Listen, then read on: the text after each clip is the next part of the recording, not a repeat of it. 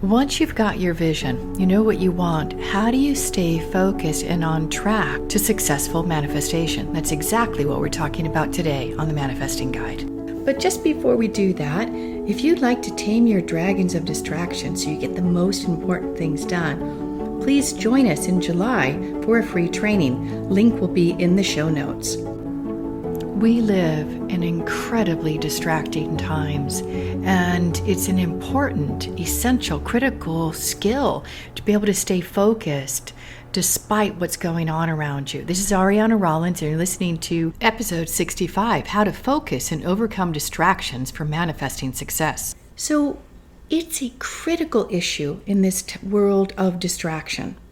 I don't know about you, but sometimes I can feel like a brand new dog coming outside for the first time and seeing a squirrel and running after it, or a car and getting startled. The more sensitive we are, the more we need tools and resources to stay on track, to stay focused. So we're going to go into mastering the art of focus with these 3 keys.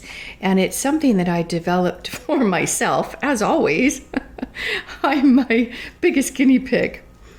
And hopefully you're going to be surprised how easy it is to unlock your power to focus. But like anything, we need to practice it. Otherwise, when we need it most, we will forget to do it. So if you're in a place where you can grab a piece of paper and a pen, or at least save this podcast so you can make notes later, and keep it nearby your workplace so you can bring yourself back into focus quickly and easily. So how do you know when you are off track or unfocused? A lot of times we don't know. Here are some signs when you're off track. Checking emails 10 times a day. Maybe even reading the email and saving it to respond to later. That's a terrible one. Sitting down and then getting up again without focusing on that project at hand. You go do something else. Walking from one room to another and forgetting what you went in there for. Not completing your most important things on your to-do list. And we're going to go into more detail about that. Missing deadlines. Another one could be that you make an intention. You set an intention, but you don't even start it today, let alone follow through to complete it. Are there any other behaviors that signal someone's unfocused? Well, you probably are starting to bring some to mind now. Maybe you sit down in the middle of the day, you watch a movie, trying to tap into your creativity because you really don't want to finish that tax return. So let's go into these 3 keys to unlocking your power to focus. First, align your head and your unconscious mind with your projects. We're going to go into more detail with these 3. Second, watch for signs to ease your path, like synchronistic timings. And then third is commit to action when you see the signs. So don't just observe it, but commit to action. Do something. Okay, so these are the 3 things we're going to go into in more detail. First, align your head with your unconscious mind with your projects. Now, this is trickier than you might realize because we've been so trained to make decisions with our conscious mind without really checking in with our body, with our heart, and by no means are we taught to check in with our unconscious mind. In our school training, we are taught to deal in logic and not base our decisions on feelings or our intuition or our gut. And we have no idea sometimes what our heart really desires. We can get so focused on our head deciding what's best for us and going for it, whether it is aligned or for our highest good or the timing's right or wrong. So if there's a conflict between your head and your inner knowing, you can feel pulled in different directions and not accomplish much. We've all been there. This is because what your gut or inner knowing, or what my clients would call their true self, when we're not in touch with that or we override it, then we're ignoring the right timing and really picking the most fulfilling projects for us to accomplish. And apart from one of the tools that I teach in my work called cybernetic transposition, it helps to harmonize the conscious mind and the unconscious mind when there's inner conflict. I don't know other resources that are that effective. So now, with that said, some people are inherently lucky. They weren't trained out of trusting their intuition, and they have what I would call an internally aligned success team. They know it's for their highest good. They know the timing. They know when something's right for them. And they're not easily sidetracked by other people's views or opinions or their own head or negative perceptions and fears. But few people are this fortunate. But the good news is that you can learn how to follow your intuition, trust that inner knowing with remarkable success. I'm going to share a story in just a minute how that works. Now let's move on to the second key. Watch for signs to ease your path, synchronistic timings. Now, you're working on something, right? It's important to you. Whatever the project is, whatever your intention, your goal is, and you've created a vision. Maybe you've sent it out there. Maybe you've done a formal process like what I like to do is a super achiever objective setting process. And now I'm ready for the messages. I'm ready for the signs, like what to do, how to do it to bring it into reality. So the second key is watch for signs to ease your path, synchronistic timings. Be alert, pay attention for the signs where how to accomplish it turns up. When your head, your conscious mind, and your unconscious are in alignment, there is a power to focus, and almost automatically and unerringly, you'll be drawn to taking the right actions. Maybe the right people, what you need to do to accomplish any task you set your mind to. It's quite remarkable, really, when you find yourself responding to life's guidance. And then you look back and say, oh, that's why I did that. Oh, it led to this, this, and this. So for example, say you have to move or you would like to, and you've looked for a while, but you haven't found the right place. Now this could mean many things. I'll share an example of how this worked for me, personal example. I had sold my house in 2006 and put the money in investments. I was thinking of buying a townhouse right next to my son's favorite park. He'd been going there since he was 3 years old, with me, of course. The townhouse was new. It had all the features we were looking for, except the homeowners association fees, at least in the United States, can be astronomical, and the taxes were nearly as much as the mortgage itself. Well, that put an end to my thought of buying a house right now, so I decided to rent. I looked for a few months. Nothing was right. Knowing what I know about how the unconscious can support me and guide me to what is like the next right step, when something isn't happening easily, I know there's internal conflict, like I'm not clear on moving, for example, or the timing just isn't right. So I waited. I stopped looking for about 5 months. Then one day, I saw a nondescript ad in an online paper. There was no picture, no location, but there was something about it, so I called. The agent didn't answer, so I left a message. He didn't call me back, so I called again and again. I was persistent because something kept pushing me. Finally, after about a week, the agent called.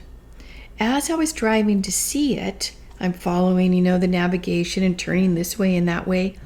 It dawned on me that the house was exactly in the neighborhood that I was considering buying in these brand new townhomes. As I walked into the unit, I knew I could live there. I knew it was the right place for me. So right then and there, I gave the realtor cash for the deposit and I faxed the application. Here's the lesson. Sometimes we have to be patient for what we want. My unconscious wanted to live in that development, and it created an opportunity for us to live there at a great price. Long story short, the rent was nearly half of the payments if I had bought the property. And get this, the property market started to tank very soon after we moved in, and I was so grateful that I didn't buy. Okay. So the third key, commit to action when you see the signs. And this is where tapping into our focus and our ability to stay on track is so important. In my example I just shared, as soon as I recognized that the townhouse was exactly what we wanted, And that it was brought to me with such great fortune and good luck at a great price. I didn't hesitate at all, and I got the rental. So you need to develop in yourself a commitment to action when you find what you're looking for. Now, I admit it can sometimes take a little bit of faith here, especially if it's a big decision. But in my experience in working with clients for nearly 20 years, if you follow these simple steps and you commit to the action, that's really the easy part. You just need to say yes. When you follow through these 3 keys to tap into your power to focus, the energy to do, and finding that conviction and that belief. It goes beyond belief. It's knowing, because belief can be lightweight. It's knowing. You know that you're in alignment. You know that your head and your unconscious mind or your true self is on board. So the commitment part can be easy. And here's one of the things I notice. Fear of change is absent when you move into action quickly. It's almost like those worries and doubts that it won't work out, or your memory of all the times when you committed to something and it didn't turn out like you expected. There's not enough time for those that negative mindset to take hold. So taking action quickly. So to recap, the 3 keys to unlocking the power to focus: align your head and your unconscious mind with your projects. 2nd, watch for signs to ease your path, synchronistic timings. 3rd, commit to action when you see the signs, and quickly. So excellent. Now, I'd like to talk about a client who shared a story with me at a time when she was trusting her heart, her gut over her head. And she said it was okay for me to share it with you. She was dating a man who had an ex-girlfriend. She would come into the man's life and then leave. The ex came back into his life after he had been dating my client, and they were very connected, very committed. Though my client and this man really cared for each other, the man felt a sense of responsibility over the ex-girlfriend. So he ended it with my client and went back to his ex-girlfriend. The client was devastated and started to date other men. When her old boyfriend's relationship didn't work out, they were still friends, but there was another guy she was happily dating, even though she still loved the original man. She said it was about a year or so, and the one who left her came back into her life and asked her to go out with him again. She did it, and she broke up with the man she was dating. It took quite a while because she was bruised. Now, going with her gut, to anybody looking at it from the outside, it looked like maybe the man was stringing her along. After all, the angst she was going through and had gone through over a year. And everything in her was saying, forget this guy, and stay with the guy that she started to date after. Interesting situation. Now, this person said she knew he had integrity. He wasn't doing this to be mean. He had made a commitment to the ex-girlfriend, and he cared about her. She had been abused, and when someone got close to her, she would run away. So she saw that this man was in integrity and doing what was right and didn't string her along. He ended it. So sometimes we can do things and follow through on something that to the outside world doesn't make sense, but she really loved him, and she needed to know if there was any possibility. So one of the things that's super important is that we have to trust what's right for us and clear the blockages, clear the inner contradiction, because by now, if she had followed what her head was saying or what the blockers were saying, don't go back to him, he broke it off with you, she would have lost out on the love of her life. So they're now married, and they are celebrating their 25th anniversary. So for her, trusting her heart about the kind of man he was, and that he wasn't a liar, he wasn't a playboy, that if she had not trusted that, she would have cut it off. So maybe you've had situations like that where you trusted yourself, and I'd like you to write those down, because it's really important to recognize when you are following something that's right for you, and look at how it worked out. All right. Well, I hope you enjoyed the episode. If so, please leave a review where you listen to this podcast.